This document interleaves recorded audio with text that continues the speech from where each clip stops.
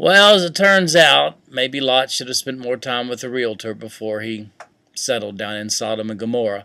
Turns out it was a very wicked city. The people were way into homosexuality. And when the angels come visit Lot, of course, the men of the city, all the men it says, see the visitors there and they want to have relations with them. Lot offers his daughters. He's called righteous Lot. And by the way, righteousness is based upon your faith relationship with God, always has been. We see that in Genesis chapter 15:6. Always been based upon that. But Lot here, even though he was righteous before God, he makes a very bad judgment call and offers his daughters, which they refuse, and he and his daughters and wife flee. But not long for the wife, though. She looks back and she's turned to a pillar of salt. But later on in the chapter, we find Lot having a relationship, an illicit sexual relationship with his daughters, brought on when he wasn't of his full faculties because he was inebriated. And his daughters make these plans to have sons by Lot, their father. And thus are born the descendants of Ammon and Moab, become the Ammonites and Moabites, who, by the way, turn out to be very severe enemies against Israel later on.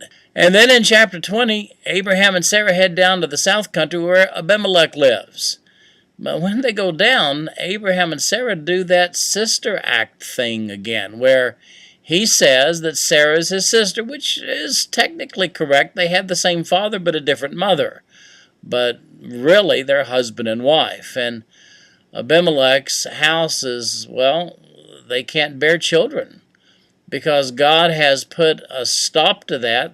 Abimelech didn't know that Sarah and Abraham were married, but because of that, God made the women barren. And finally, it's revealed to Abimelech what the story is here. And, well, then he gets kicked out. He gets asked to leave the south country where Abimelech lives. And then in chapter 21, Isaac is born. Ishmael at the weaning of Isaac. You ever heard of a weaning party? Well, that's what they had. And at that party, Ishmael, who's a teenager at this point, he mocks. Well, that turns out to be a bad thing because Sarah sees it. She can't stand that. And so she insists that Abraham cut them loose and Hagar and Ishmael head out to the wilderness. God intervened, though, just as the son, Ishmael, was at the point of death.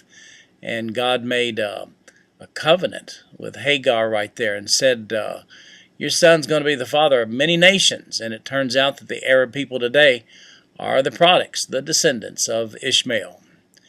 And then at the end of chapter 21, we find Abimelech and Abraham making a treaty. Well, that's it for today's reading.